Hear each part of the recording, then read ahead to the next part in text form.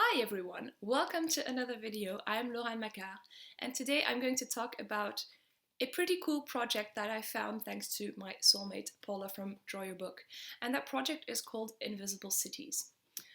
So the Invisible Cities project is hosted by a whole group of people, and I'm going to link all of them below if you want to check out their announcement videos or any of the content that they have. I'd recommend doing so. So the Invisible Cities project is about getting to immerse yourself in other countries, in countries that we don't traditionally read a lot from, because the English-speaking reading community on BookTube and anywhere else tend to read a lot of books that are either from the US or the UK. And this is one of the projects that is going to help us to get outside of that a little bit and read more translated fiction and get to learn what it's like to live in other countries, other cultures, and get a little bit of a taste for that. The idea is that each month 3 countries are picked, and you can, if you want, I mean, there are no obligations here, but the idea, oh, look at my little thing. Yes, it's still Christmas. Anyway, sorry, focus. The idea is to read a book, to watch a movie, to make some food, to listen to music, whatever you want. I'm going to concentrate on the books, but I'm going to do the movies and the food as well. And that is going to be also something that I'm going to do with my boyfriend. I haven't actually really discussed if he's okay with me doing this, because it's going to have at least for 3 evenings a week, because I think I'm going to combine the movie and the food. So for 3 evenings a month, it's going to have some impact on his life. I hope that's going to be okay. Anyway, today I'm going to talk about the things that I've decided I'm going to read or watch for the January and February month, because those have already been announced. So in January, we are going to focus on Morocco, Japan, and Argentina.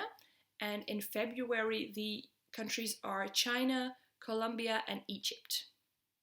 Now you might think, but you're already doing a Reading Around the World project. Yes, but I'm going to combine this. This is a wonderful way for me to talk to other people about these books and to broaden also my reading experience. So that is going to be awesome. I'm already liking the community that there is on the Discord that they made. And if there is a country that I have already read for my Reading Around the World, I see that only as a great thing, because it's going to allow me to already now get a little bit more deeper and get another book also from that country. Because what I've been learning, I've said this previously, through my Reading Around the World in 80 Books project, is that you get tiny little bit of a taste, and you see how much you don't know about other people's way of life. So getting even more perspective is going to be awesome, and I'm already looking forward to it. I'm looking forward to discussing what I saw in a book and hearing what other people saw in a completely different book, but that is also set in that country. So that is going to be great. Anyway, let's talk about the books. I haven't decided, well, let's not talk about the books first. I haven't decided on the movies and the food yet, because that is also going to impact my boyfriend, so he needs to agree to what I'm planning to do, and I haven't sat down with him yet to do this. Probably that is going to be something I will just do at a weekly moment, but hey, Colombia, what do you want to eat? Look, these are the options. So we'll decide that together. So I'm not going to talk about that today. Today I'm going to talk about the books. Now, let me take my notes first of all. Because I don't have this memorized yet. So for Morocco, I'm going to read a book that is written in French, and that is Leila Slimani, Le Pays des Autres. I haven't really remembered for most of these what the book is about, so unfortunately you will have to wait to learn about that. For Argentina, I'm going to read Dead Girls by Selva Almada, and that one is actually on script, so that's great, because it means I'm also going to be able to combine those mediums and get some more reading done. And for Japan, so that's where I hit a snag, because I want to stick to one, because I don't have any favorites. But for Japan, I did choose 2. I couldn't choose. But I'm going to read both the Makioka sisters by Junichiro Tanizuki. There are other people also going to read this one, and it's about, it's historical fiction, so I think most of these are historical fiction, about 3 sisters after the Second World War, from what I remembered. Already excited. I'm thinking of ordering the vintage editions.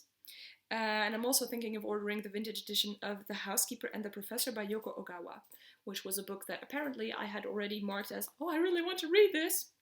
I haven't even checked what it's about.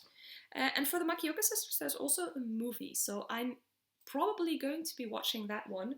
And I'm probably also going to be watching a Studio Ghibli movie. So yeah, Japan is kind of taking the overhand, but I think I'm going to accept it and let it slide and give myself some slack.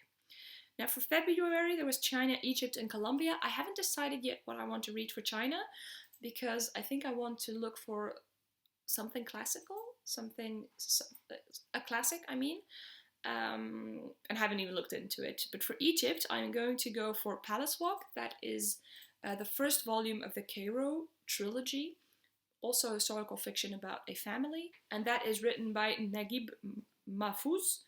And for Colombia, I am, and this one is already on my TBR, so I'm happy to have an excuse to get to it.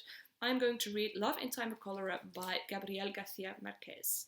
I've already read 100 Years of Solitude by him, and I'm excited to see what his magical realism does in another book. Love in Time of Cholera was also one of the books that people saying, oh, now with COVID, oh, you need to read books that also have these kind of epidemics, and Love in Time of Cholera also deals with that. So I'm excited to get to that one as well. So those are the things that I've decided for now. And whilst I have written it down and have nearly ordered some of them, where nearly ordered means I ordered them from my library, but the library has since then closed due to COVID, and I don't know yet if I'm going to be accessing those books, so I'm gonna have to find a way. Well, no, I'm going to have to first ask my library what's up, and then I'm going to have to find a way.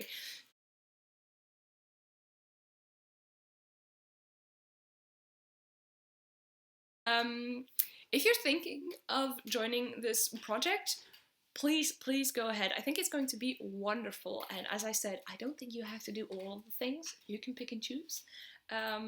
So yeah, I would love to hear from you as always. Do you have any recommendations? Have you, for example, read a classic Chinese book that you can recommend?